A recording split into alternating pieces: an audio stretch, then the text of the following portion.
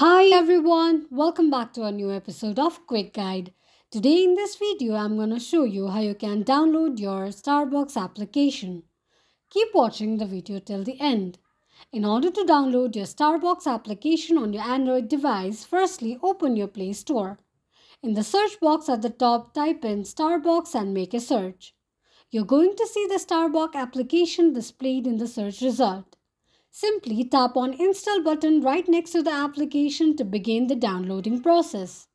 While downloading the application, make sure that you're connected to a strong internet. After installation process is completed, tap on the Open button to launch the application. Open the application and that is how you'll be able to download your Starbucks application on your Android device quickly and easily just in few steps. If you have any thoughts or queries, let us know in the comments section. I hope this video was helpful to you.